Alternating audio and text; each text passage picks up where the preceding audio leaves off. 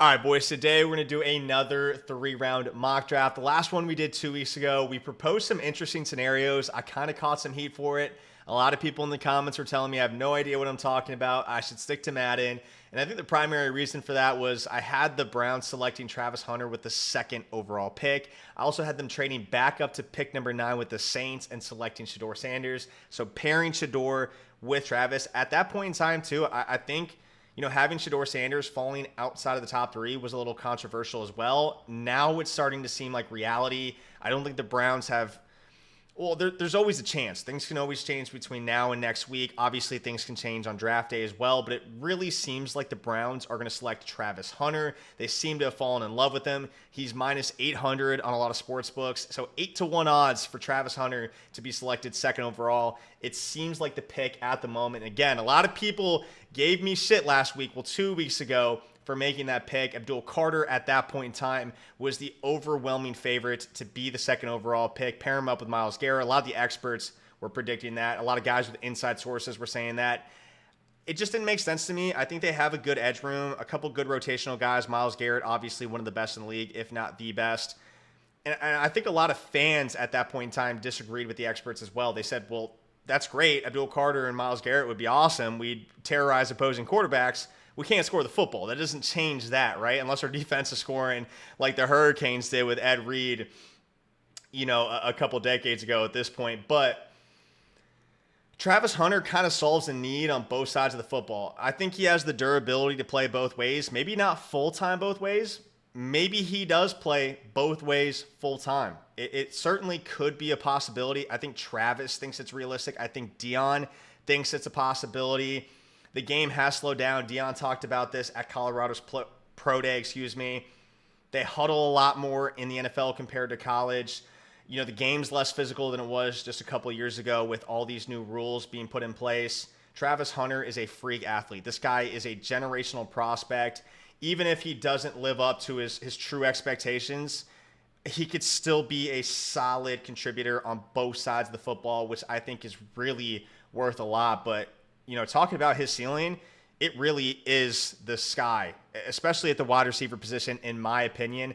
I think he is remarkably similar to Justin Jefferson. He didn't even practice wide receiver at Colorado. They literally threw him out there on Saturday, said, go get open. Run a very simple route tree, just get open for Shedeur. And that's what he did. He put up Heisman numbers at wide receiver. Obviously, if he was only a wide receiver, he wouldn't have won the Heisman. He played both ways, which is the whole point and why you're selecting him with the second overall pick. But I do think his upside is Justin Jefferson. I think he could be just as good if he decides to commit himself to that position and really learn the position, unlock his full route tree. He is that good. His knack for the football is unlike any other player in this draft. It's similar to Justin Jefferson on offense, and then on defense too. He just wants the football. He could be a great contributing corner as well, CB2, potentially even CB1 for a team like the Browns who might want to move on from Denzel Ward at some point, but they really round out their wide receiver room there with Tillman, with Judy, and now Hunter. And again, if you can make a play, trading up into the first round, whether it's Milroe, whether it's Dart, or Shedeur Sanders, you can really reinvigorate that offense, and you're not sacrificing your entire future by missing on Shedeur Sanders with the second overall pick. Worst case scenario, you trade up for Sanders. He doesn't really seem to work out. You still have Hunter, who is probably going to be a very good NFL player. We're then going to have the Giants select Abdul Carter, which I've seen a lot of Giants fans kind of torn on this one. Obviously, it's not an ideal fit, at least to maybe a casual set of eyes. Just because they already have Thibodeau and Brian Burns, and I don't mean to be condescending when I say that. I'm a casual as well. I just happen to do a little bit more research than, probably the average fan at this point. I'm certainly no expert, and, I'm kind of tooting my own horn here, with Travis Hunter being the likely number 2 pick now. I don't know what I'm talking about, okay? I do a lot of research.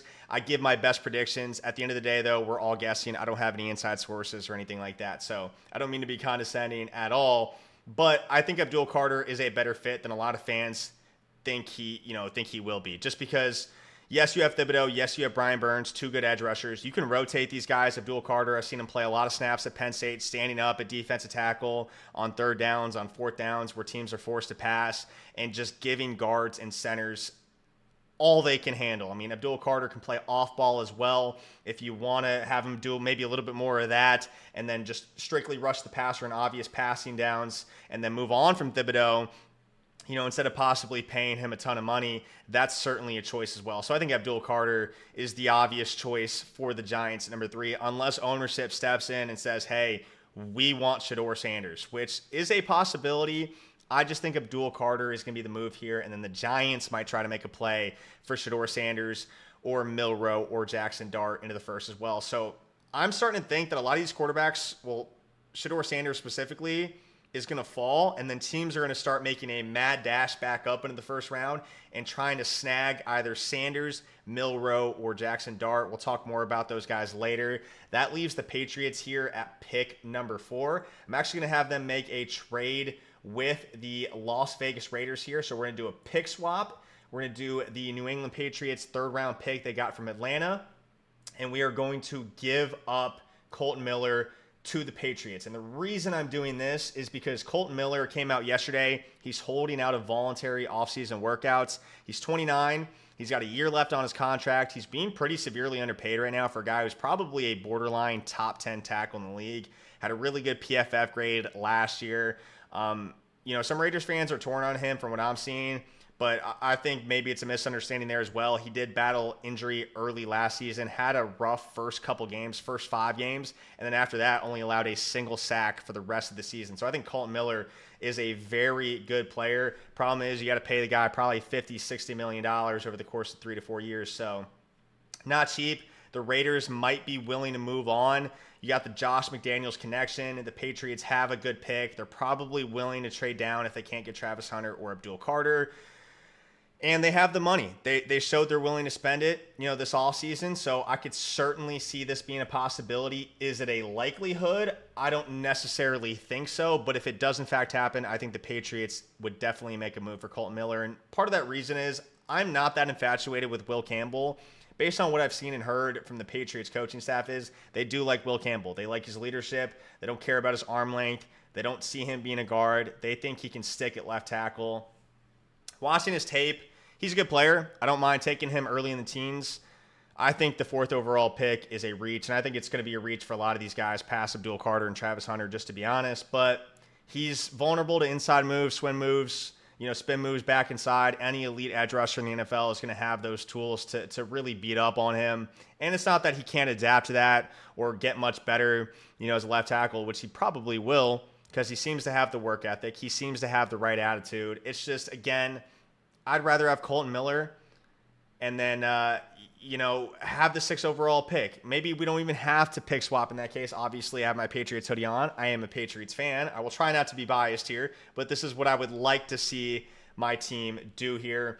With the 4th overall pick, though, the Raiders have a lot of different choices. I could see them really, capitalizing on this and taking Mason Graham. They do need interior defensive linemen. Pair him up with Max Crosby, Kristen Wilkins, who battled injury last year, and have a really formidable defensive line. Obviously, Mason Graham has been projected and mocked by a lot of experts to be the consensus number 5 overall pick to the Jags. So by jumping them, you could snag this player. You could also snag Genty, who a lot of people thought was going to be the Raiders pick at number 6. Now there are rumors of the Jags potentially drafting Genty. So many different options here. You could go Membu as well. In my mock draft 2 weeks ago, I actually had the Raiders taking an offensive lineman, even with Colton staying on the team. So I had them drafting either Will Campbell or Membu in this case. Obviously, with the loss of Colton in this case, we're going to have them take Will Campbell. I could see it easily being Membu as well. They kind of do need a right tackle. They have Glaze there right now, who I think is actually pretty solid, pretty new to the position as well, as far as I'm aware. Potentially kick him to right guard, play Will Campbell left tackle. Will Campbell, kind of a guy I feel like who can play any position on the line as well. He's got, again, that attitude to be able to do so. At pick number 5, I could see them possibly taking Genty. I think McMillan's in play here. I think Will Johnson's in play as well to the Jags. Jalen Walker could be another pick here for the Jags. I think Jalen Walker, Genty, and then Mason Graham would probably be my top picks. I wouldn't hate Walter Nolan either. I actually like Walter Nolan more than I like Mason Graham. I think he's got a higher ceiling. There's been some rumors about Walter Nolan's character. a lot of these guys with inside sources have him kind of falling late in the first, some even into the second. Nobody's really actually come out and said anything as far as I'm aware, though. So again, whether you want to buy into that or not, that's completely up to you. I'm not.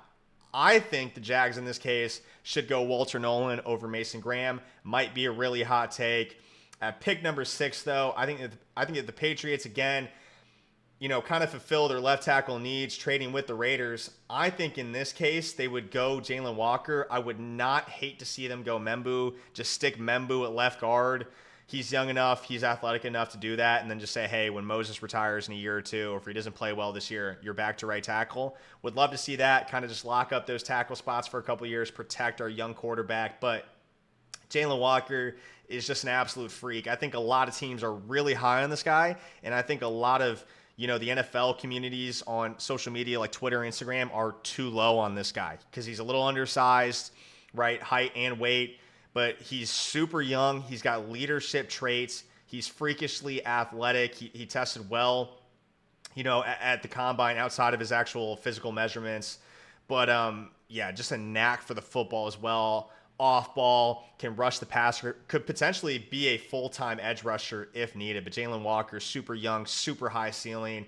I think if the board fell this way, if the Patriots did in fact make that trade with Las Vegas, they would snag Jalen Walker here, although a couple different options as well. Genty can make sense. McMillan can make sense as well. Would hate to see Tyler Warren go to the Patriots. I know a couple Patriots fans that are interested in that. I'm not high on Warren.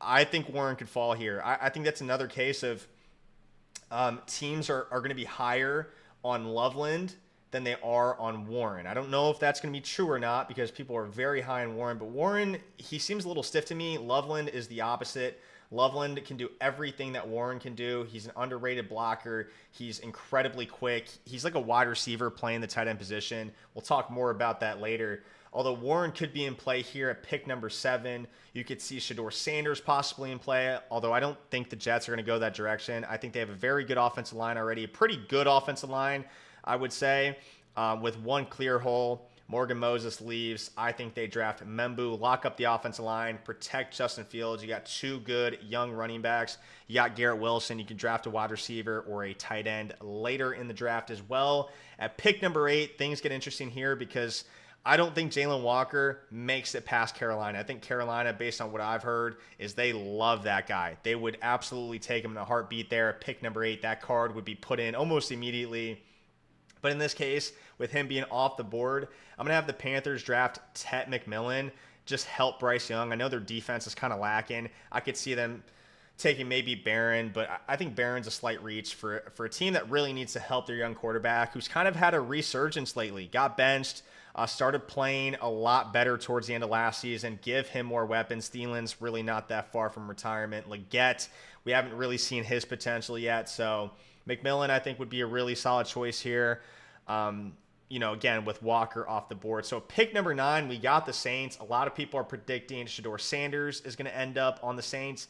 I don't see it happening. I think, again, from what I've seen on Twitter, a lot of fans are really excited for that possibility. They're saying, even if he's not good, at least it brings some excitement to the team. I'm not buying it. I don't think this coaching staff is going to be interested in making things exciting. I think they want to turn the team around, start to win some football games. And when I think of the New Orleans Saints over the last couple of years, I think of a strong 4-man rush with good defense, good secondary play, and Will Johnson is going to give them exactly that at boundary corner. Lante Taylor is not very good in coverage. Will Johnson is a top 5 talent in this class.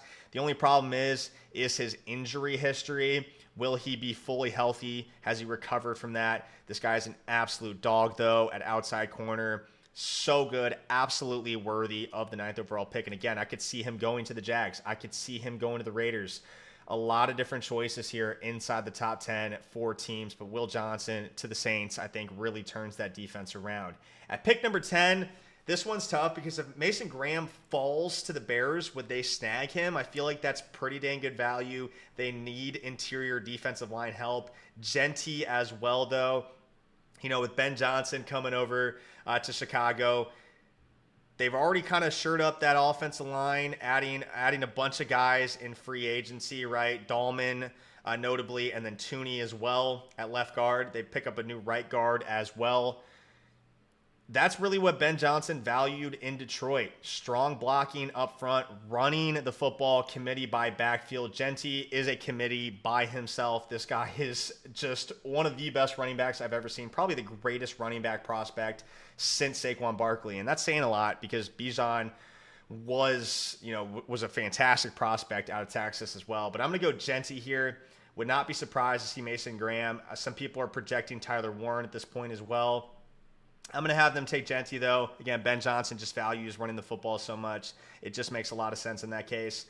Mason Graham is not falling past San Francisco, who really needs to retool their offensive line and their defensive line. And I get this might be controversial as well. Mason Graham falling to pick number 11. Like, what is this dude talking about? But it just depends on if teams see the same thing that I see. Obviously, they pay guys to understand a lot more than I do, so they might all agree that Mason Graham is better than Walter Nolan. But from what I've seen, the limited research that I've done, I think Walter Nolan has a higher ceiling. I think he's just more violent of an interior defensive lineman. Mason Graham is very good, but Walter Nolan just has that X factor in my eyes. At pick number 12 here, if Genty falls here, yeah, I could see the Cowboys obviously taking him. I don't think they take a running back here at 12, though. If it's not Genty, like Hampton would be a reach in my opinion. I'm going to have them take Matthew Golden, who you could argue is better than Tet McMillan as well. I think he is. Golden has the speed, great separator, strong hands, just a really good wide receiver. Would complement CeeDee Lamb really well. And you need to get Dak Prescott going. You need to get him back to his MVP candidate caliber play if you want to be a serious contender. I think people are really low on the Cowboys this year. I think their over-under wins is 7.5. I think that's straight up disrespectful. I think they're going to surprise a lot of people this year. And I think in order to do that, they're going to need to get either Tet McMillan, Golden, or maybe even Genty in the first round. If those guys are gone or they go a different direction, Hampton, I don't know. My faith would severely diminish. But pick number 13, talk about a team that needs a whole lot. Holy smokes, I feel bad for Dolphins fans. Not really, because I'm a Patriots fan. I don't really have any animosity towards them necessarily. But Tua with the concussions, Tyreek Hill off the field issues. He's tweeting about wanting to be traded and not wanting to play in Miami next year. Jalen Ramsey is on the move now. You lose Holland, retirements on the offensive line. It's not looking good for the Dolphins. If Golden slipped past the Cowboys, I could see the Dolphins taking a wide receiver. Barron would make sense here. Again, losing Ramsey, you need a guy who can do a lot in the secondary, and Barron can do that. He can play slot, could possibly even play boundary corner, can play safety. Don't hate that pick whatsoever. I could see them going quarterback. I could see them going Kelvin Banks. I don't know what the Dolphins should do in this case. Honestly, in this scenario, I think I'm just going to have them trade back. They have so many holes in their roster. I think they just need to stockpile as many picks as possible, in my opinion. Okay, so we're going to have the Cleveland Browns give up pick number 33, 67, and a second round in 2026 for the Dolphins' 13th pick and their 150th. The Dolphins actually do have quite a few picks, but they're later round picks, mid-round picks. And I don't think there's any clear and obvious choice here for the Miami Dolphins. So I'm just going to offer this trade. We're going to have the Cleveland Browns select Shedeur Sanders. Again, I did this in my last draft. I had the Browns trading up to pick number 9. But if Sanders falls into the teens, I think the Browns have to make a move on him. They met with Sanders and Travis Hunter at the same time. They took them both out to dinner. I talked about this last time in my last mock draft. Again, people called me crazy. I think this is absolutely a possibility. I think it could be a reality on Thursday. So Shedeur Sanders here to the Browns at pick number 13. We'll have the Dolphins potentially trade back up in the first round. So I'm sorry, Dolphins fans. We'll try to make this a little bit interesting for you guys. Okay, at pick number 14, Tyler Warren and, again, Colston Loveland. I'm going to have them take Loveland. I think Loveland is better. This guy is an extremely twitchy prospect at tight end, great route runner. Good hands, smart, underrated blocker. He is better than Tyler Warren. I don't think it's particularly that close. Warren is just too stiff for my liking. We'll see if the Colts agree with me. The Colts could honestly go a completely different direction as well. I think a lot of people are mocking tight ends to the Colts. And I think it makes sense. I think it would help Anthony Richardson a lot, who you wasted a bunch of draft. I don't even want to say waste. You spent a lot of draft capital on. A lot of people are really low on Anthony Richardson. I think too low. I think he, again, has the rushing floor to be good. He just needs a reliable target.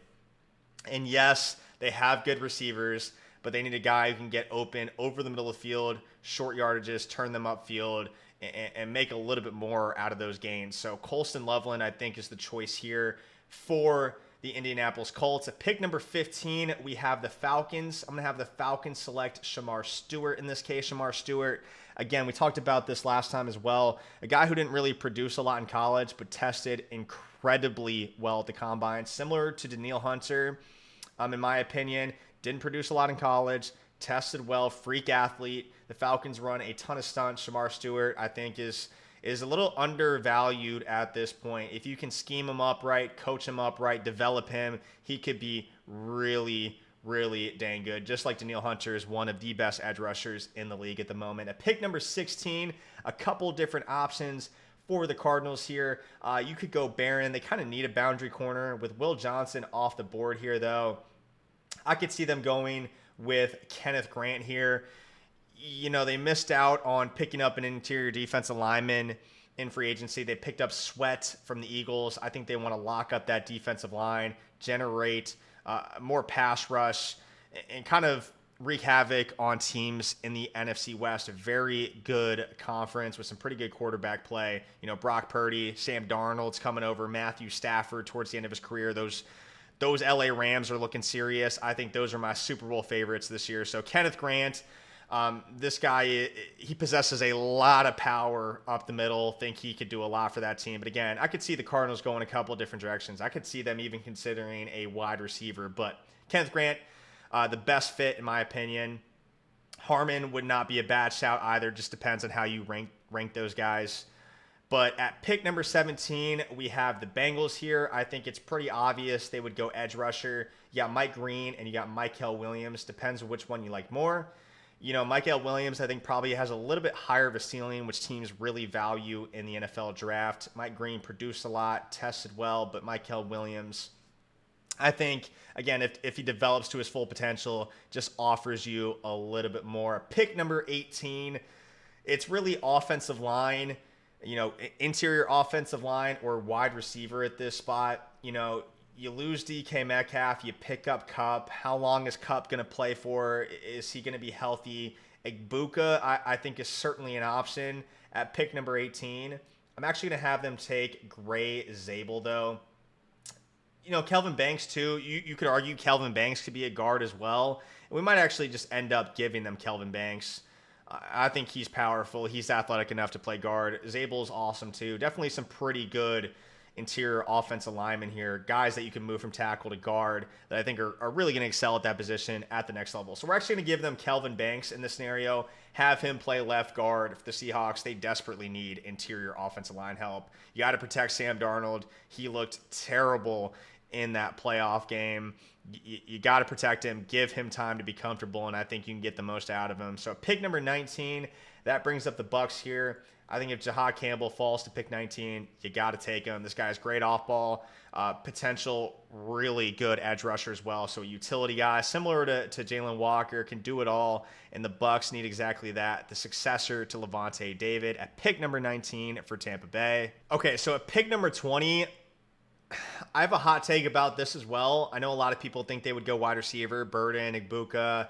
You know, they would go Hampton in this case. I'm actually going to have them trade back with the New York Giants. I think it's because they want a specific player, and I think they can get him a little bit later in the first. We'll talk about that in just a few minutes as well. Let's go ahead and have the Giants trade up for Jackson Dart here.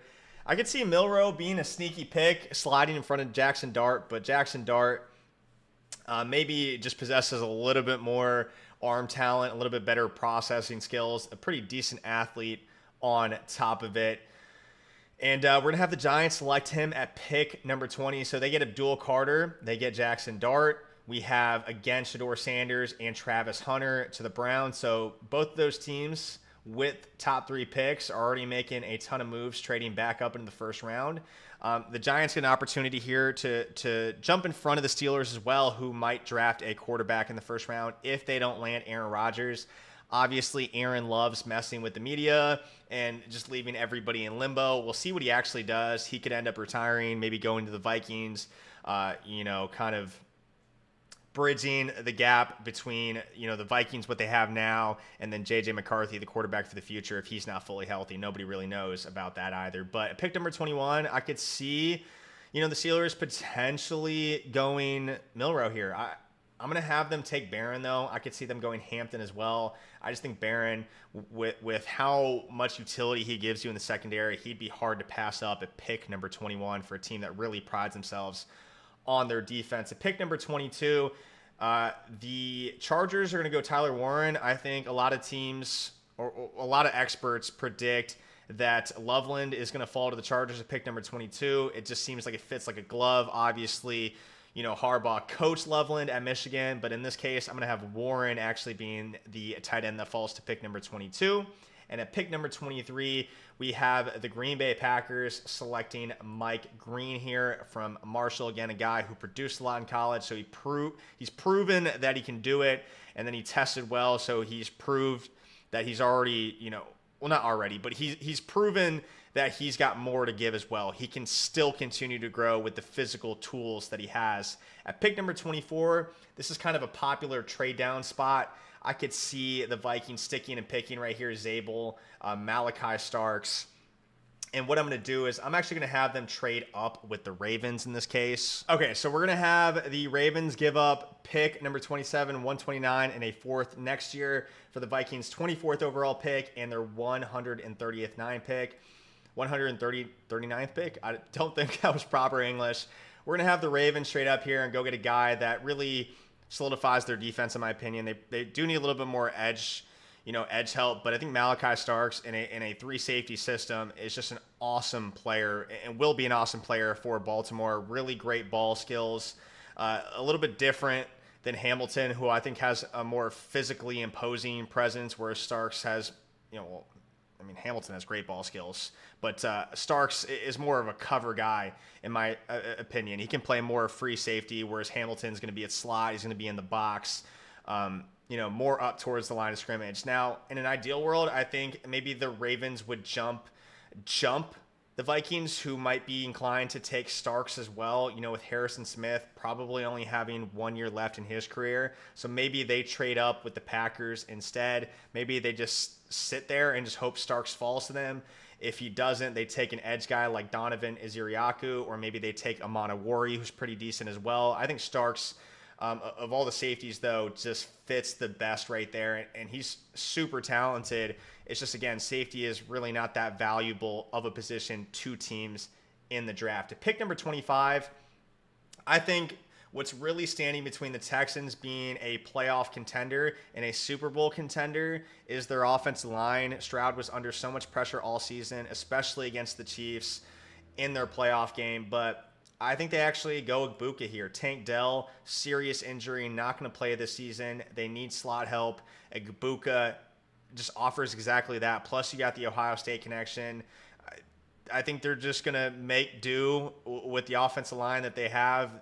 They added some guys. Granted, they aren't very good, but I think they're just going to try to make it work and then take some offensive linemen later in the draft. But Igbuka falling to pick number 25, it makes a ton of sense to me to pair him up with C.J. Stroud. It fills a big need for them as well, and they spend the rest of their draft picks on interior offensive line and then, offensive tackle as well. Pick number 26, we have the LA Rams, who I don't think are going to spend their pick on a quarterback. I know some people are speculating that. I just don't see it happening.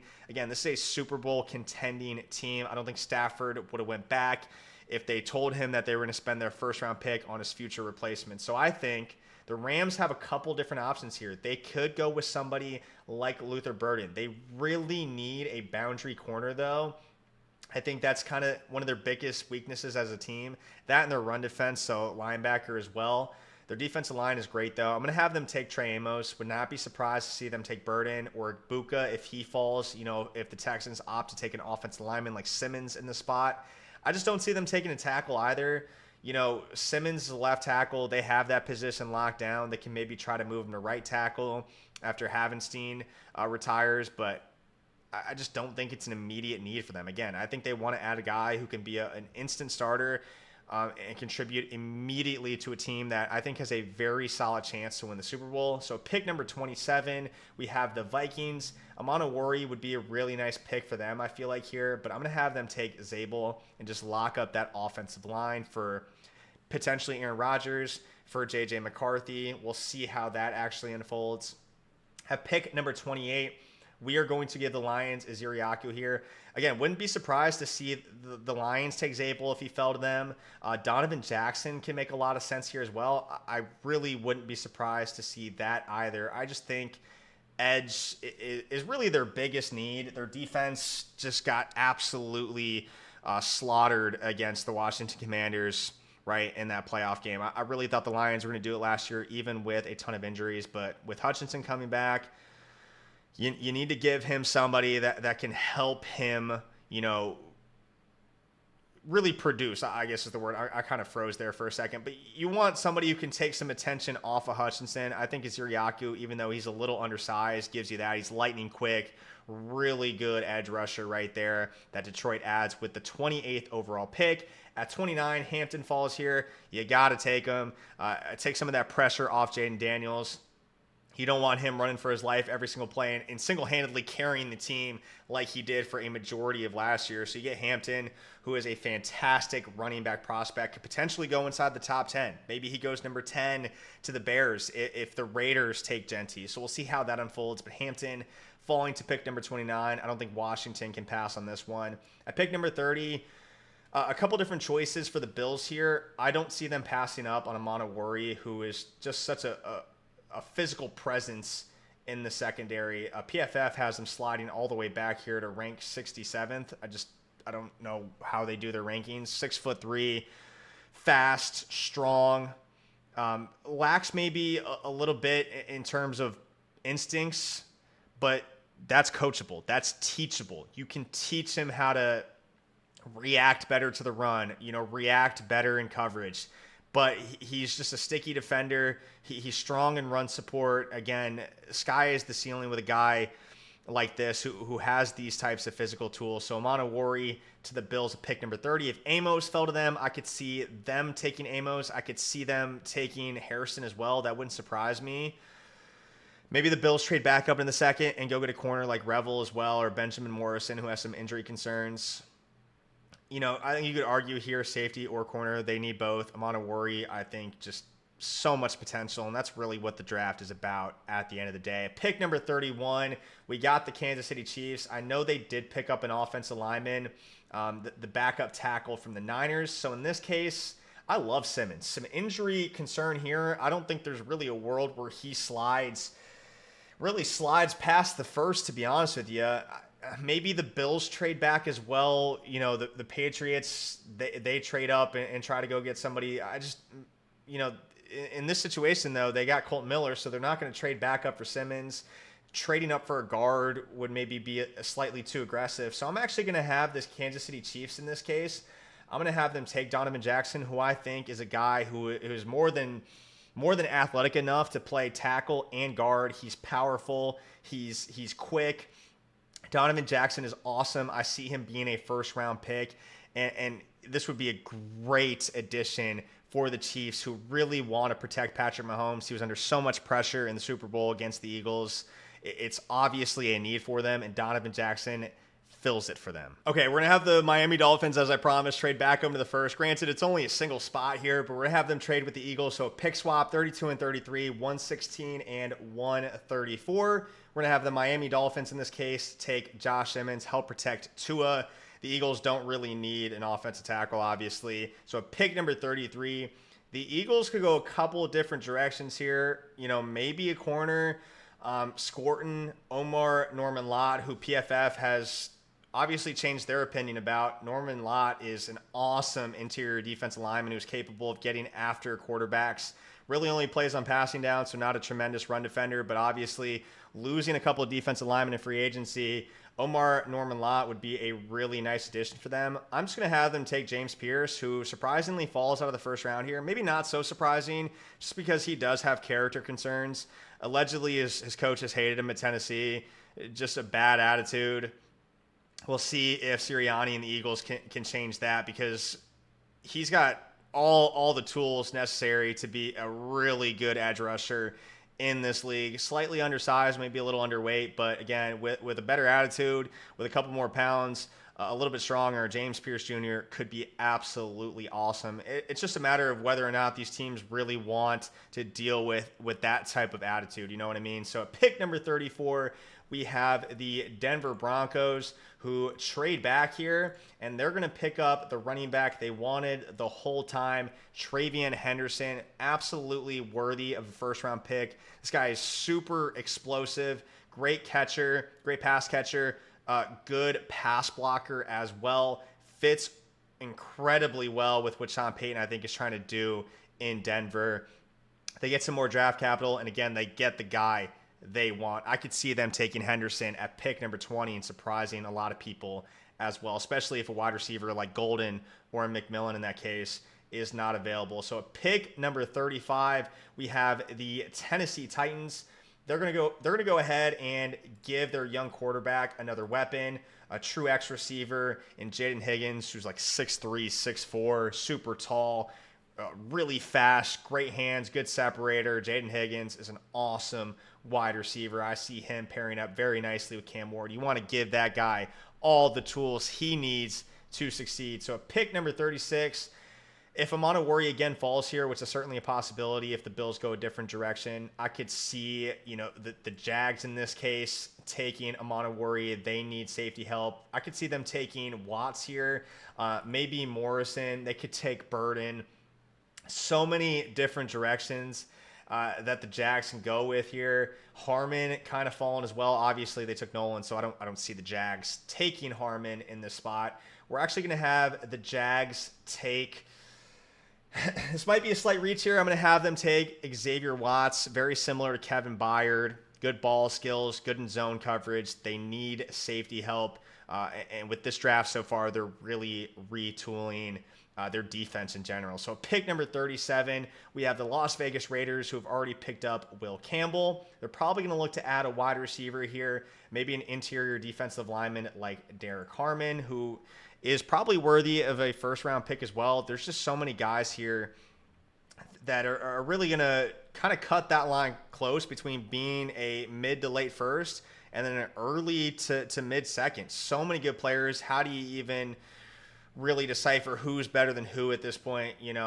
So many different scenarios. It really just depends on how the board falls. I'm kind of just saying the same thing over and over again at this point. But at pick number 38, we are going to give Drake May another great tool to work with on offense in Luther Burden. If he falls to 38, I think you got to take him here. I wouldn't hate to see them select Tyler Booker as well and really improve that offensive line. Left guard, again, is a big weakness for the squad. I wouldn't mind Jack Besh either. I wouldn't mind Trey Harris. But I think Burden, he's kind of flying under some radars right now. He's kind of a polarizing prospect.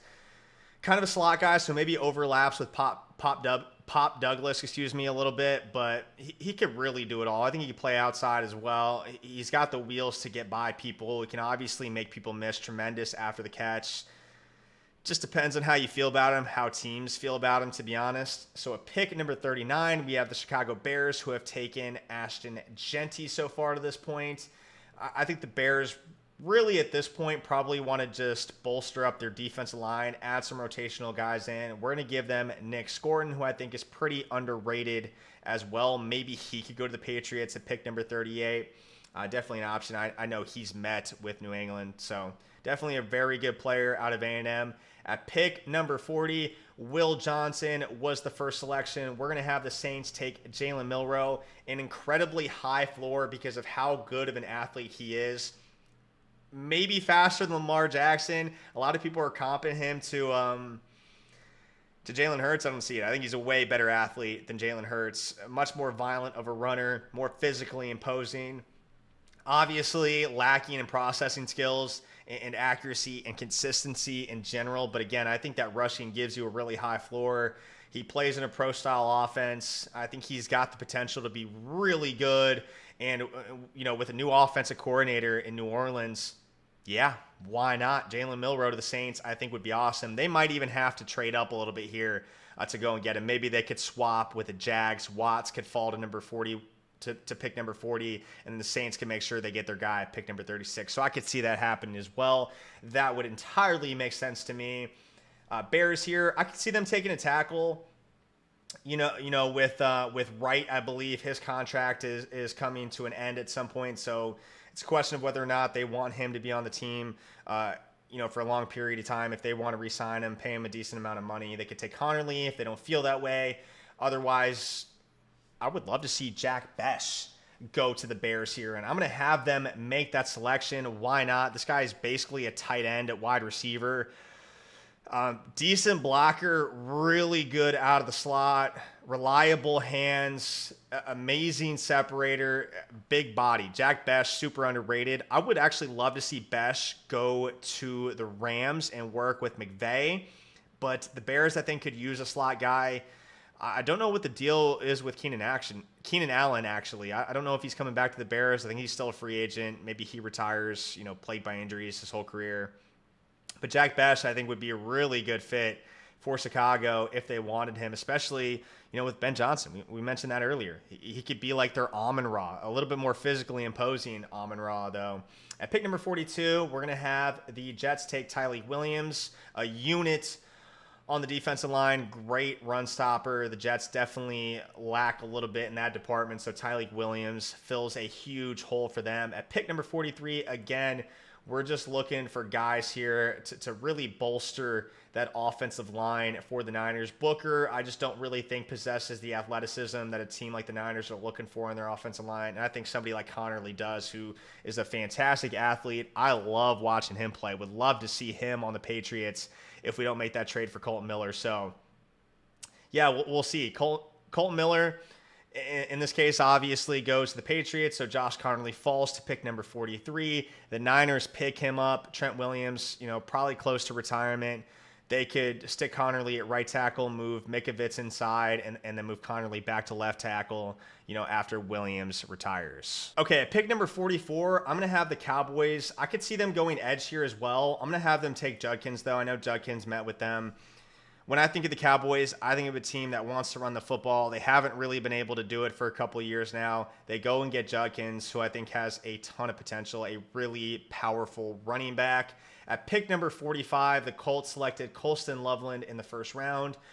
In the second round, we're going to have them take Landon Jackson here out of Arkansas. Again, tested really well at the Combine. Pick number 46, we got the Falcons here. They took Shamar Stewart in the first round. Couple different options here as well. I could see them possibly going corner.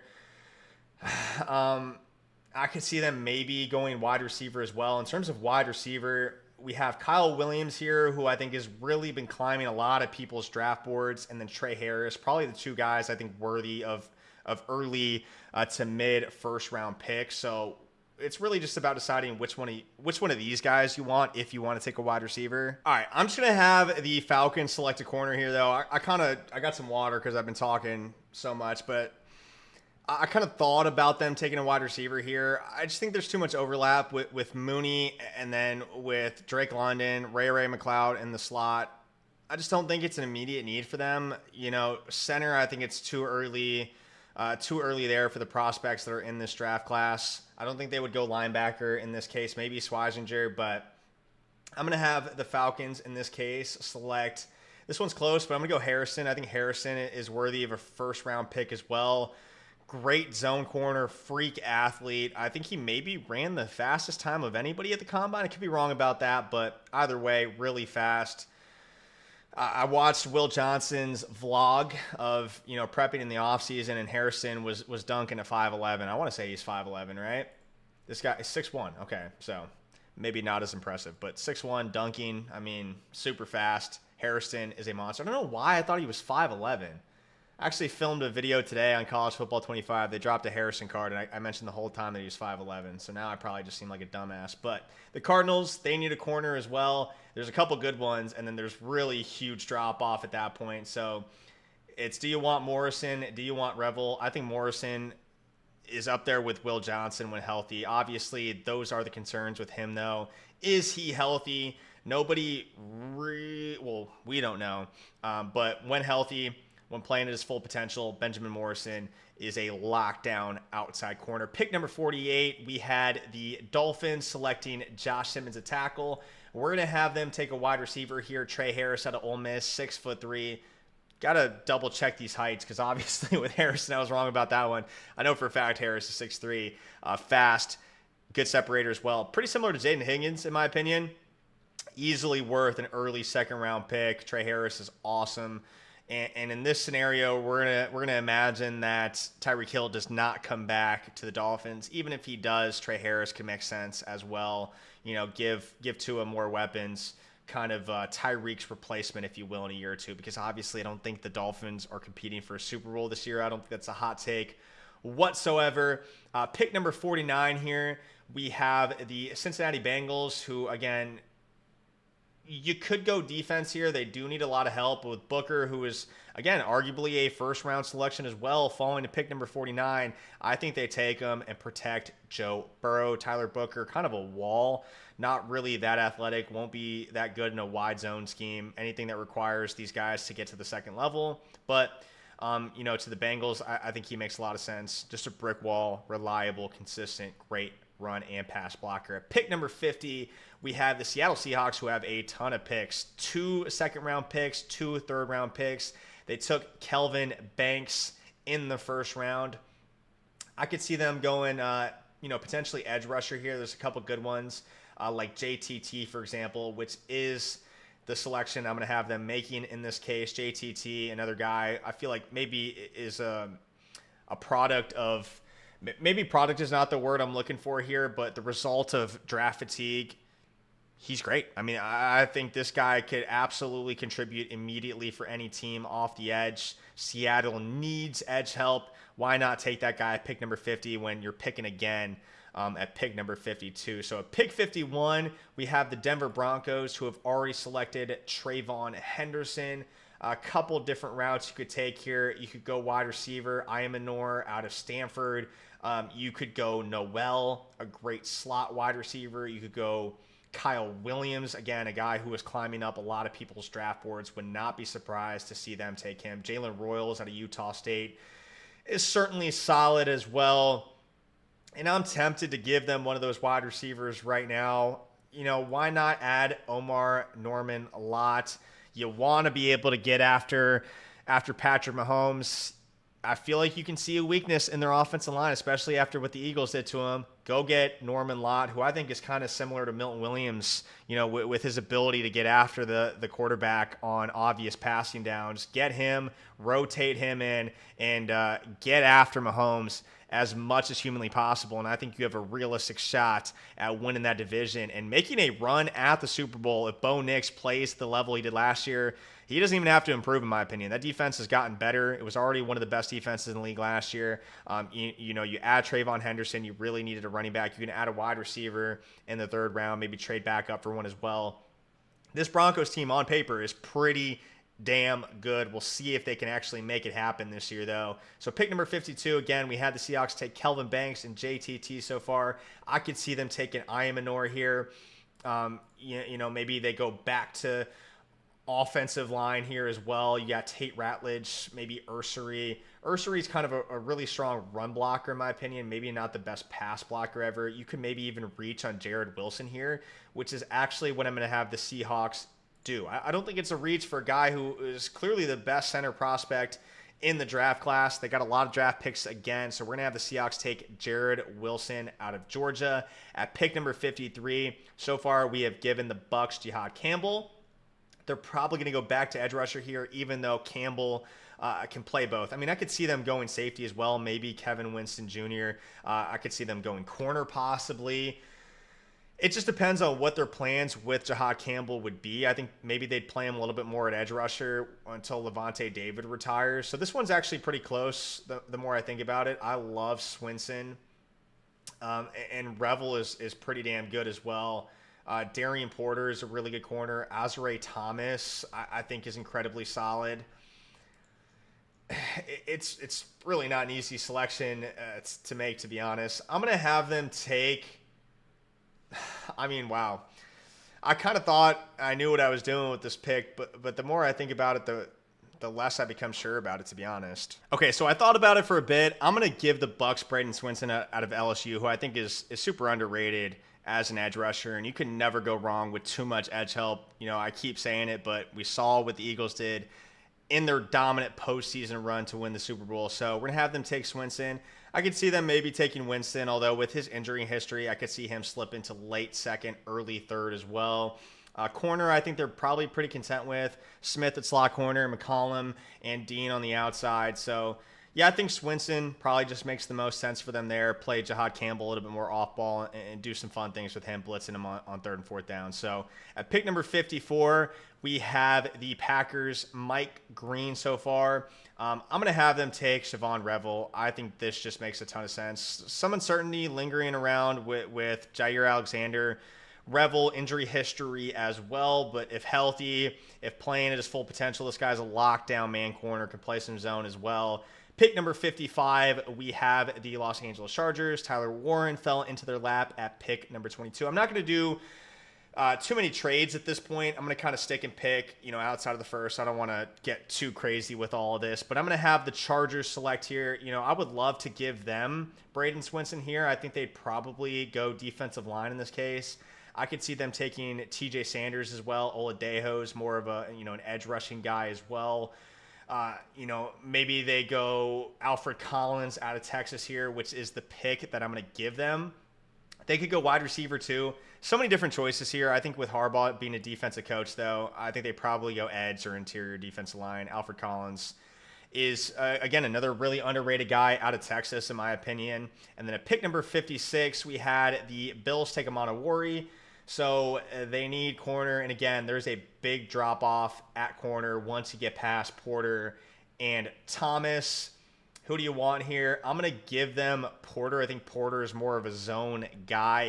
He's taller as well than Thomas. So I think Porter may be a slightly better fit for them. At pick number 57, we have the Panthers, who have taken McMillan so far. At this point, they'll probably go defense. Could really use, safety help. Could use corner help as well. There's still offensive linemen that are falling that I think are probably worthy of second-round picks as well. I don't think the Panthers are really going to be reaching for an offensive lineman here, though. So we're going to give the Panthers, they could go TJ Sanders. I'm going to give them Kevin Winston. I know I said with the injury history that he could fall out of the second round, but they could definitely use safety help. Kevin Winston could be a steal in this draft if he recovers fully. So at pick number 58, we gave them Magbuka. In this scenario, Ursery drops. We'll give them Ursery. Again, Ursery, really physical, great run blocker, can get to the second level. Maybe not the most refined pass blocker. So maybe the Texans wouldn't like to take him here. Maybe he would fit better with a team like the Niners, but I'll give him to the Texans in this case at pick number 58. At pick number 59, we have given the Ravens so far Malachi Stark. So the question is, do they go Tate Ratledge and lock up their offensive line, protect Lamar Jackson, or do they go back to the edge position here and take somebody who can get after the quarterback?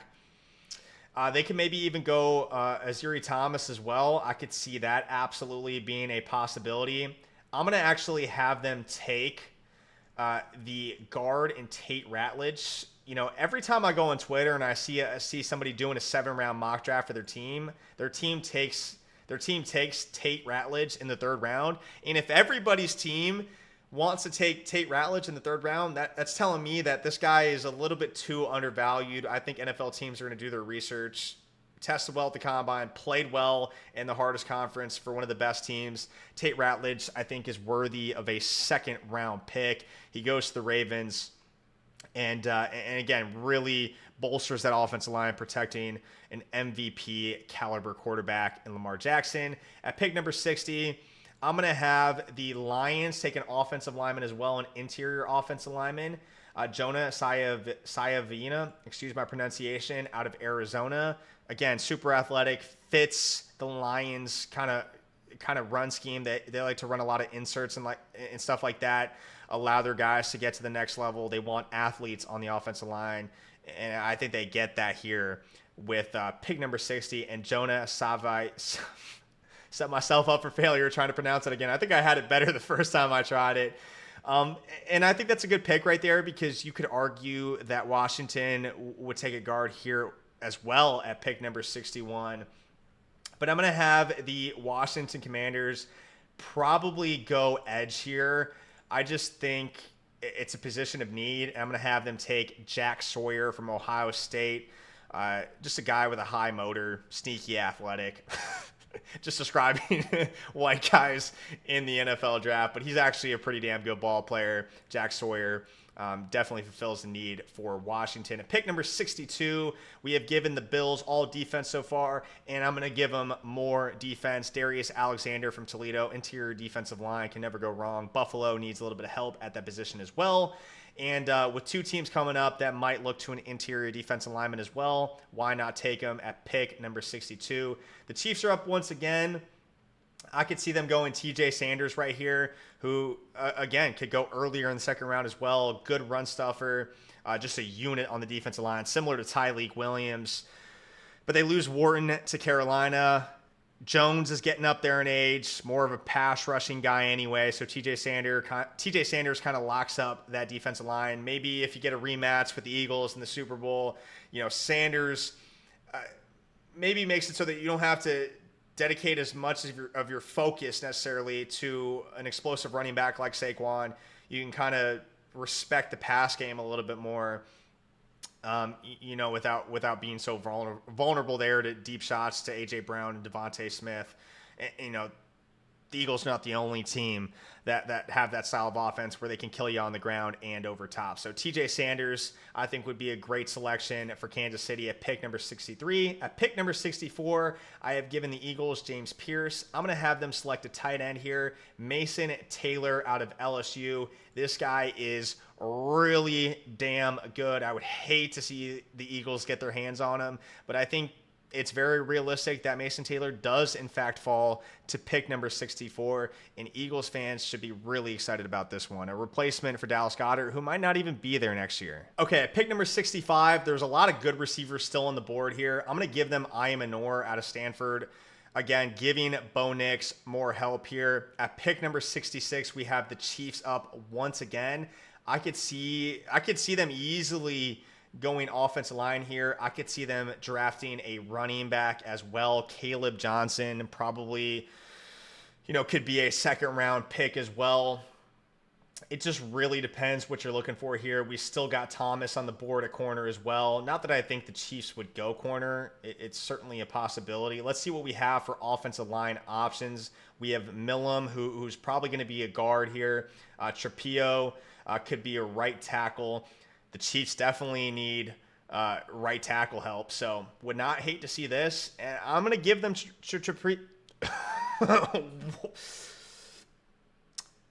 Don't know what. We're just going to pretend that didn't happen. Holy smokes, just stuttered crazy. And then we have the Dolphins up once again. We've given them Josh Simmons and Trey Harris so far. Again, how can you really go wrong with any pick at this point? I'm going to give them Ozare Thomas, a guy from Florida State, staying in state. And again, with Ramsey leaving, I feel like this makes a ton of sense. Raiders at pick number 68. We've given them a tackle and Derek Harmon so far. We're going to give them a running back in Caleb Johnson. I'm not a huge fan of Caleb Johnson. I think a lot of people are really high on him. He's got long legs. He's good at avoiding contact. He seems a little stiff to me. I don't think he's as versatile as somebody like Trayvon Henderson or Hampton, obviously. But Caleb Johnson is good, and with the offensive line that the Raiders have, certainly above average, I think he could have a lot of success there. Take some pressure off of Geno Smith as well. And then at pick number 69, we have given the New England Patriots Luther Burden and Jalen Walker so far. So this one's pretty challenging as well. Makuba, I think, would perhaps be a slight reach here. And I know we've already taken a wide receiver, but I really wouldn't hate to see the Patriots go with Kyle Williams here as well. I'm just not sure that would be a priority for them at this point. So we'll take a look at what's available at corner, at safety, at interior offensive line, and offensive tackle as well. So Wyatt Millum, I think, would be a pretty good choice here. You can move him to guard. Charles Grant, too. I low-key like Charles Grant more than Wyatt Millum. But again, left guard is a huge hole right now. Even if you do trade for Colton Miller, he's got, a couple years left. He's 29, so he's certainly not young at this point. So I would not hate for them to see go guard.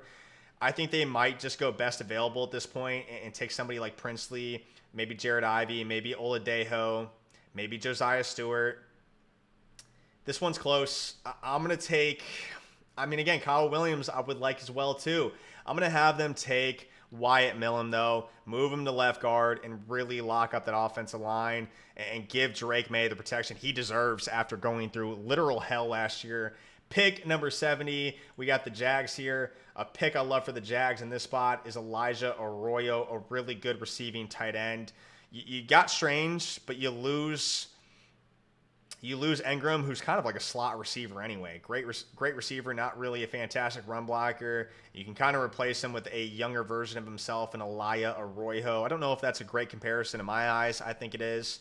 At pick number 71, you got Will Johnson. You got Jalen Milroe so far. You could draft an edge. Cam Jordan, probably pretty close to retirement at this point. You could go wide receiver as well.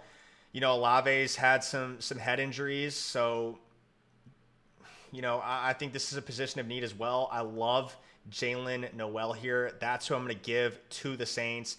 Not Jalen. Oh, no, it is Jalen Milroe. Sorry.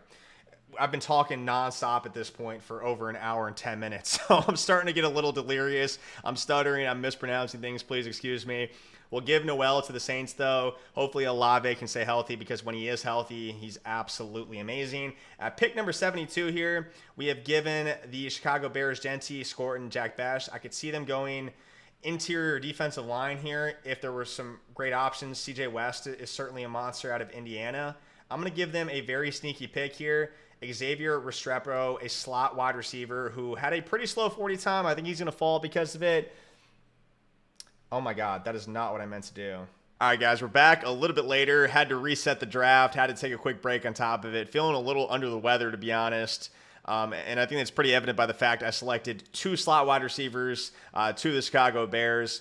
In the case that Jack Best doesn't go to the Bears, though, I would like to see them select Restrepo in the 3rd, maybe even the 4th round. I'm not sure he falls that far. Obviously, that 40 time was pretty bad, but he's a smart player. He has a knack for finding holes in defenses, a knack for the football in general, similar to Cooper Kupp in my opinion. So I think whoever gets him is going to get a steal, and I think he would just fit perfectly with an already very good offense, a young quarterback with a ton of potential, and Ben Johnson, who absolutely loves his slot wide receivers.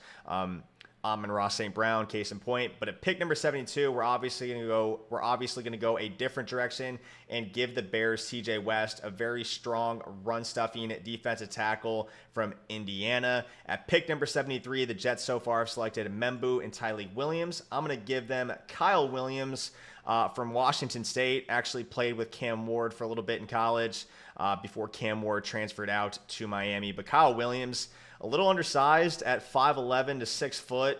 PFF has him listed at 6 foot. There you go. It says it. Undersized. He plays a lot taller though. Plays the X position.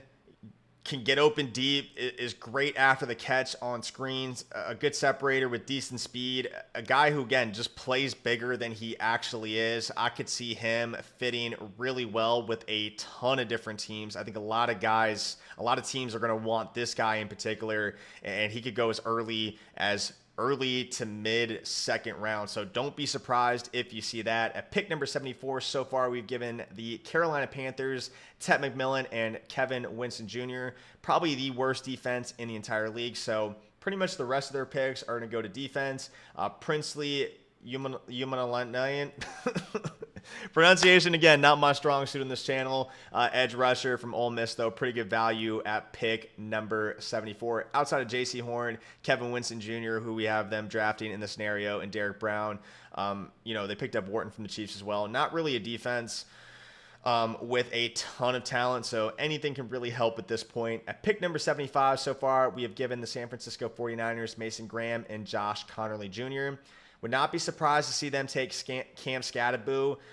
In the scenario, guy from the Bay Area, went to Sac State before transferring to ASU. A bruising back, but nimble, great vision, can catch out of the backfield as well, can run routes, can throw the football as well if you want to get cute on offense.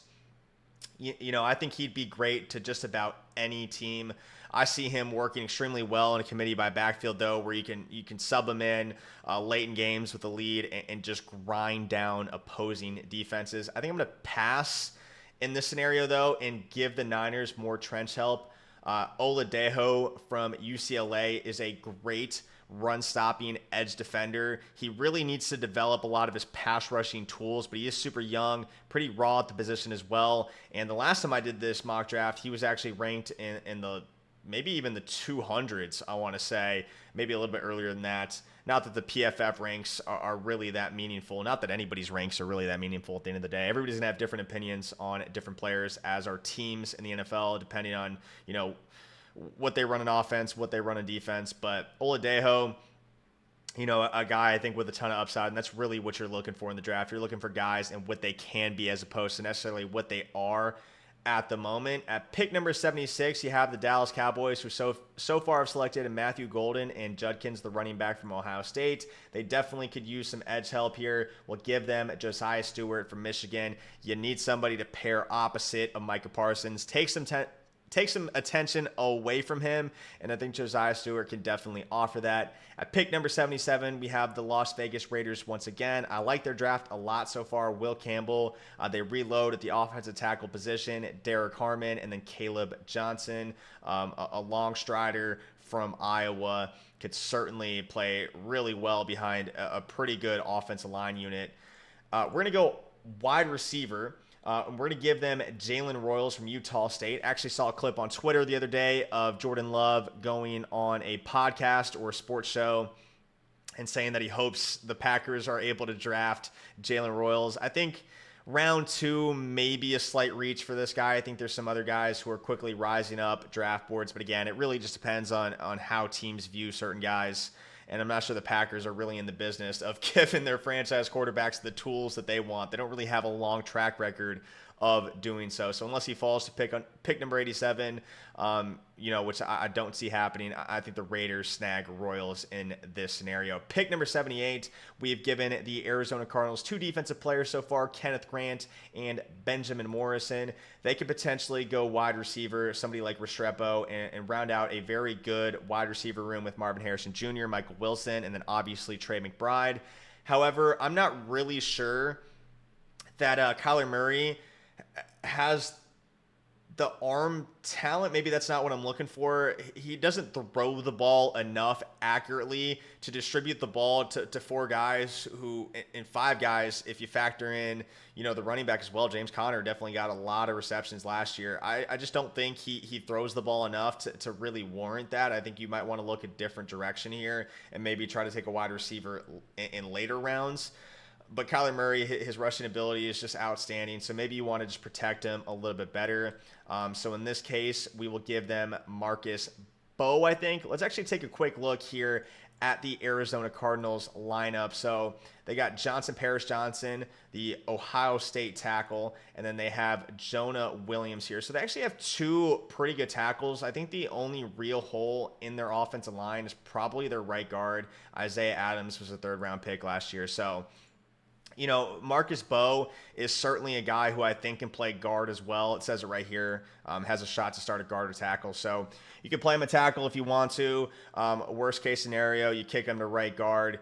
A little undersized, maybe could put on a little bit of weight, a little bit of muscle, but I like Bowe to the Cardinals. Just help protect Kyler Murray, and you're really transforming that offense there, especially again with Marvin Harrison Jr., who hopefully kind of comes into his own. A lot of people are calling him a bust, which is crazy because I think he had like 700 yards and like 7 touchdowns or something like that. I could be completely off last year. But calling that a bust is insane. I guess a lot of people were calling him generational, so the expectations were absolutely lofty. We'll see, though. I think he's going to have a breakout second year. I think Kyler Murray's got to do him a couple more favors and give him a couple more targets. But at pick number 79, we have the Houston Texans once again, who so far have selected Egbuka and Ursary. So we're probably looking back to offensive line here. A couple different options. I like Belton from NC State here, left tackle. We already have one, though, in Ursary, and then Charles Grant here is a left tackle as well. And not that I don't think any of these guys, can't play right tackle. I'd almost just take Cameron Williams in this case, keep him in Texas. He's got all the physical tools to be an ideal NFL lineman, 6'5", 335, young, 21 and a half. Super raw at the position, has some pretty low lows, has some pretty high highs when you watch his tape.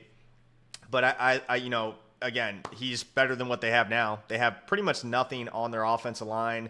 You want to bookend those tackles, protect C.J. Stroud for the future. You can win a couple Super Bowls if you're able to do so correctly. That defense is one of the fiercest in the entire league. I actually think it's the most underrated defense in the league. We'll talk more about that in just a couple picks. But Cameron Williams, his natural position of right tackle, I think this just makes sense here. A guy who has a ton of potential to grow into something potentially amazing. We'll see if that actually happens. At pick number 80, we have the Indianapolis Colts, who could easily make this selection in the second round as well. Carson Schwarzenegger, I believe is how you pronounce his name. I could be wrong about that as well, but a pretty damn good off-ball linebacker. I'm not really too infatuated with the linebacker position in general in this draft class, outside of, Jahad Campbell and then Jalen Walker, who could end up being just full-time edge rushers.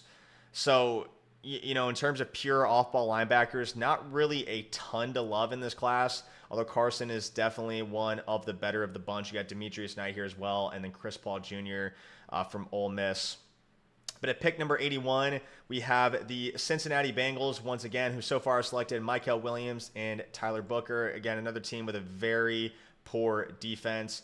We're going to give them Lathan Ransom here. We're going to give them a safety. Again, anything really helps on that side of the football. A ton of really good safeties, super underrated guys that I could see going in the third and fourth round. We'll talk more about that in just a second as well. But at pick number 82, we have the Seattle Seahawks, who so far have selected Kelvin Banks Jr., JTT, and Jared Wilson. We'll take a look here at the wide receiver room, and I'm eyeing Sav Williams here, who could be the replacement, the possible replacement for DK Metcalf. This guy is a freak, man. He is 6'5", 225, a little bit older at 23 and a half, but I think he's still pretty new to the position. It says right here, started his career at TCU as a kick returner before primarily playing wide receiver. So this is a guy who has all the physical tools you're looking for. He's kind of a gamble, though, and I think the Seattle Seahawks can afford to take that gamble. They have MVS right there, or right now, as a deep threat. Cooper Kupp as a stopgap slot receiver for a couple years before he eventually retires. So Sav Williams could learn behind some really good receivers already, JSN obviously as well, and hopefully blossom into something really great. But we'll see what happens there. And again, I think the Seattle Seahawks have a ton of picks they can play around with. We'll give them Sav Williams. At pick number 83, we have the Pittsburgh Steelers once again, who could, they could easily go running back here. They could go quarterback as well. And, in this draft scenario, we made the assumption that they're going to have, they're going to sign Aaron Rodgers in free agency, but we're going to give them Will Howard in this case, who I think is probably the best remaining quarterback in the class. It really depends Tyler Sugg, I know some people are talking about him, and his draft stock is rising incredibly fast. He's a little bit on the older side, though. So maybe a team that needs an immediate starter would take him in the third round, maybe even the second round if they really wanted to reach. But in the scenario that the Steelers weren't able to get a quarterback that they wanted, the Giants jumped in for Jackson Dart. They felt like the 21st overall pick was a reach for Jalen Milroe, and Aaron Rodgers does not sign with them. Maybe they take a Tyler Sugg who maybe is a little bit more pro-ready at pick number 83, whereas someone like Will Howard, I would like to see him sit for a couple years. I'd like to see Will Howard actually go to the Seahawks, so maybe the Seahawks take Will Howard here, and then with their 92nd overall pick, they take Sav Williams if he falls there. So wouldn't mind that order of events either for both of those teams, especially the Seahawks. But at pick number 84, the Bucs have selected Jahad Campbell, Swinson. We're basically giving them an entire makeover on defense here, and we're going to give them Andrew Makuba here to pair up with Winfield up top. Two great safeties, a pretty good cornerback core. Again, you know, we already spent our first two picks on defense as well, Jahad Campbell and then Swinson. So a good off-ball / pass rushing linebacker, and then a very good edge with a ton of potential. Like that draft for the Bucs, just get back to a physical brand of, you know, playing strong, consistent defense, which is what helped them win the Super Bowl with Tom Brady just a couple of years ago. Denver Broncos up once again. Travion Henderson, Omar Norman Law, and then Elik, I don't know how to pronounce his first name. Elik Imanor out of Stanford. So a very good draft class so far for the Denver Broncos. I really love this one, and I'm gonna make a pretty fun pick here.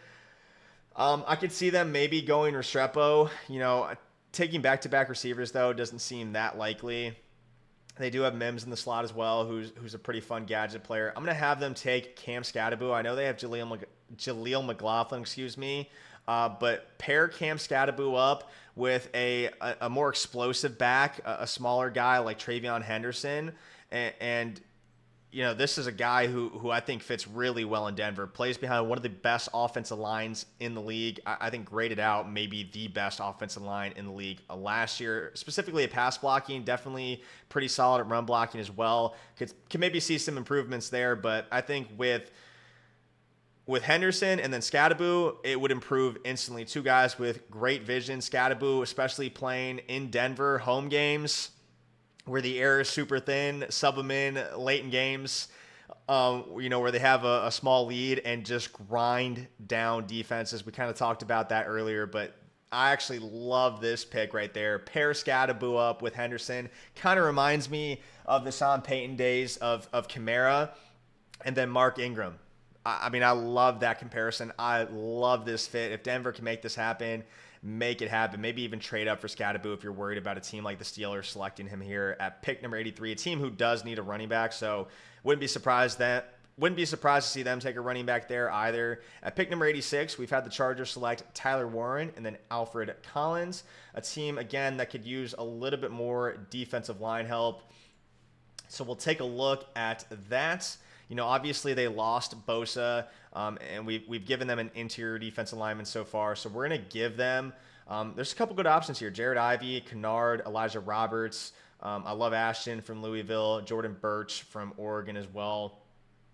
It really just depends on which one you like the most. And when I say that I mean whoever's in charge of making the selection for the LA Chargers. But I'm going to give them just the best available at this point. Jared Ivey seems like pretty decent value at pick number 86. At pick number 87, I would have liked to give the Packers Sav Williams here. Again, another guy who can kind of add some depth to a pretty average wide receiver room. Like, I think they got some players there. I don't think they have a true alpha, and I'm not really sure they're going to get it here, to be honest, in the third round. You'd probably want to draft a guy with a super high ceiling, you know, that you can develop, and I think Sav honestly fits that incredibly well. So I would like to see the Packers maybe go get Dante Thornton or Andrew Armstrong. And, you know, this might be an extreme reach in the third round, but I'm going to have them take Dante Thornton, who is 6'5", pretty good separator, 214, runs a 4.3 40, which is crazy, Would not be surprised to see him go in the third. Again, maybe a slight reach, but no later than the fourth, in my opinion. And why not, again, take a guy who could potentially develop into something great, something that you're looking for Jordan Love, a true number one outside wide receiver. At pick number 88, we've had the Jacksonville Jaguars select Walter Nolan, Xavier Watts, and Arroyo. And again, I really think they could go outside corner here. There's not really a ton to love at this point, though. I feel like anything might be a slight reach here. Noel Williams is good. I like Kobe Bryant. I like Quincy Riley, and I like Jalen Smith a lot from USC, who I think is super underrated. But we're actually going to give Trevor Lawrence another weapon and pair Restrepo up with his teammate Arroyo. So Restrepo, Arroyo, and then you got Brian Thomas Jr., who I think is going to be a top 5 wide receiver. Consensus top 5 wide receiver at the end of the year. Might be a hot take, but I think people are really going to, I think people are already put on to Brian Thomas after a tremendous rookie season, but he's going to really solidify that superstardom that he possesses after this season. Him and Malik Neighbors. LSU is just wide receiver university at this point. I don't think there's any debating that. Sorry, Ohio State, but just too good, man. Maybe Jeremiah Smith changes that in a couple years. But at pick number 89, we have the Houston Texans once again. Igbuka, Ursary, Cam Williams. Definitely would like to see some interior offensive line help. I think taking 3 in a row, though, might be a little crazy. So I'm going to give them Shamar Turner here and kind of just filling a minor weakness on a really strong Texans defense. We kind of brushed over it a little bit a couple minutes ago, but this defense, I think, has the potential to be the best defense in the entire league. And that's saying a lot because I know the Broncos defense looks really good on paper. Yes, the Eagles lose a couple guys, but they'll be really good next year as well. I just think that Texans defense is nasty. You got Danielle Hunter, Anderson on the outsides, Turner now on the inside. You got Lassiter, who had a tremendous rookie season. Stingley, who's one of the top corners in the league. Johnson comes over from the Eagles as well. That Texans defense is nasty. It's really all about protecting CJ Stroud and seeing if the Houston Texans can actually accomplish that. And if they're able to do so and they're able to address it pretty quickly, I could see them contending for a Super Bowl as soon as this upcoming season. But at pick number 90, we have the LA Rams once again, who also have another pick here later in the third round. They've selected Trey Amos so far. And, if Restrepo fell to the Rams, I would like to see them pick him up as well. I think McVay could really do wonders with him. But I'm actually going to have the LA Rams select Harold Fannin Jr. here, who's kind of a wide receiver in a tight end's body. Just a freak athlete, runs kind of duck-footed as well, but he makes some absolutely incredible plays, and the Rams could certainly use another weapon for Stafford and whoever his successor is. But again, this is a team making a Super Bowl push this upcoming season. I think Fannin is an instant contributor, to a tight end room that is pretty weak in my opinion and is often dealing with injury. At pick number 99, we have 91, we have the Baltimore Ravens, who so far have selected 2 Georgia players, Malachi Starks and Tate Ratledge, 2 great picks in my opinion. And we're looking back here possibly to edge rusher. Elijah Roberts or Kyle Kennard really stick out to me here. Jordan Burch would be solid, but we're going to give them Kyle Kennard out of USC. And then at pick number 92, we have the Seattle Seahawks once again, who've had a really nice draft at this point. Kelvin Banks, JTT, Jared Wilson, Sav Williams. We're going to give them a quarterback of the future, perhaps, in case Sam Darnold doesn't work out. I'm going to give them Quinn Ewers here. I like Kyle McCord as well. I think Shug is just a little too old, to sit. You're probably going to want to draft him if you need a guy who can start next year or maybe this upcoming season as well. Riley Leonard certainly isn't bad either. I'm going to give them Quinn Ewers, though, who had some really good moments this season and some really bad ones, although it came out that he was battling injury. We'll see how true that is.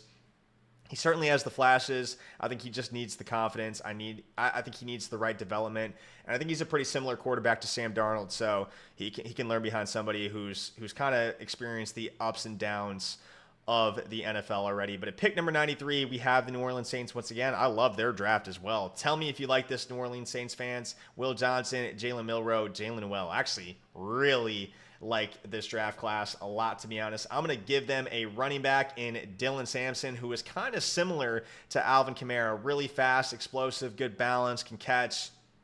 Maybe not what Alvin Kamara is, or, can be, well, not can be, not what Dylan Sampson can be.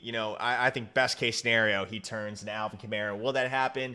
Probably not. Alvin Kamara is an awesome player who really took the storm, who took the league by storm ever since entering it. But Dylan Sampson, in a very deep running back class, is a very fun player to watch. I think this just fits really well for what New Orleans is looking to replace. Again, in Kmac, that was a total yap session. I just started talking and I had no idea where I was going with that, to be honest.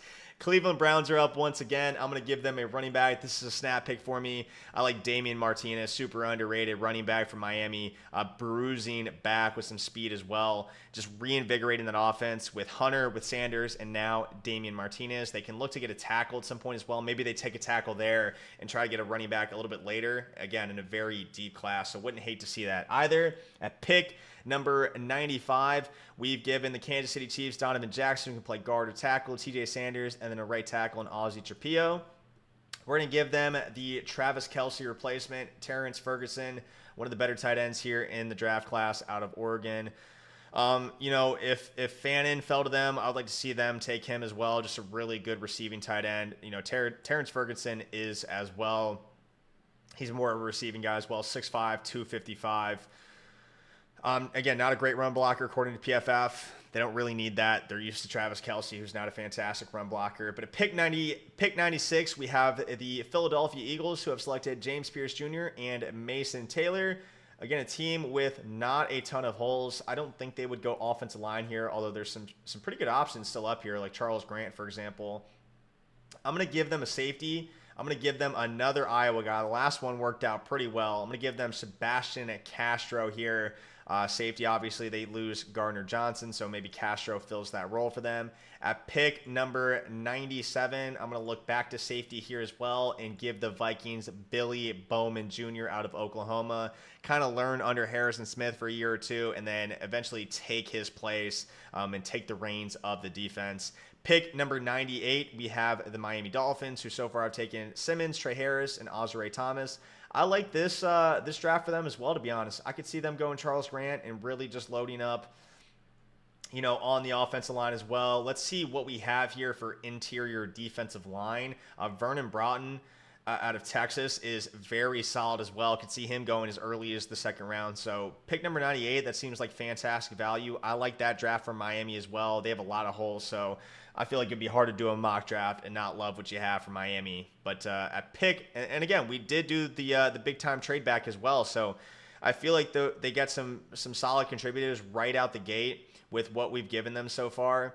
And again, they do, in fact, need a lot of guys who can come out and contribute immediately. At pick number 99, we have the New York Giants, once again, Abdul Carter and Jackson Dart. You could go interior defensive line here. That's kind of the one need you really have here. And I'm not sure if Abdul Carter really fulfills that need. We kind of talked about them having a rotational edge rush earlier. You could go maybe tackle as well, though you do have the left tackle position locked down at the moment. You could maybe look to running back.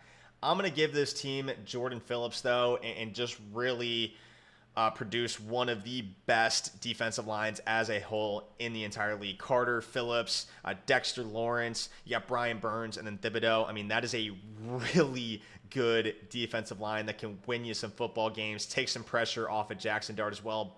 Give him good field position, generating turnovers, sacking the quarterback, and things of that nature. But at pick number 100, we have the San Francisco 49ers, who have selected Mason Graham, Josh Connerly Jr., and Oladejo from UCLA, excuse me. The reason why I said USC is because I'm going to have them select a corner from USC. Jalen Smith, super underrated here.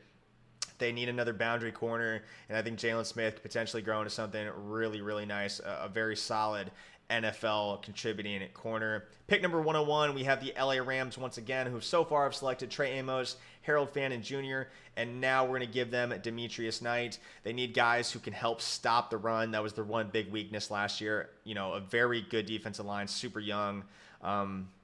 Demetrius Knight is not super young. I want to say he's... Okay, they don't have his age listed.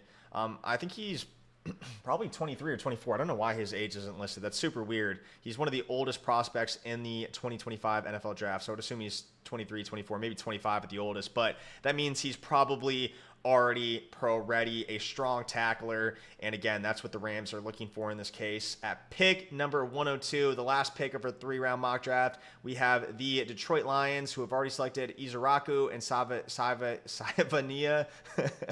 Two guys who I can't pronounce their last names. I'm going to give them, I'm tempted to give them Charles Grant and just have an awesome offensive line, but I don't think they would go in that direction. Maybe interior defensive line here. Let's see what we have available for that position. Do we have anything worth taking here? Maybe Aeneas Pebbles out of Virginia Tech. Excuse me, I got the hiccups coming in here, so this is good timing that we're finishing up now. I'm going to give them Aeneas Pebbles here, a defensive tackle. Obviously, defense was their weakness last year. Well, injuries was their weakness last year, but here's our completed mock draft, 3 rounds. Let me know what you think about it. How did I do for your favorite team? I love the way this turned out, to be honest. Is it realistic? Maybe not entirely. You know, the draft is it's liable to change up between now and then. You know, holy shit. It's liable to change between now and Thursday. It's only a couple days away. It's liable to change on draft day. For example, if Colton Miller doesn't get traded to the Patriots, which is probably more likely to happen than to not, or I'm just going to stop talking.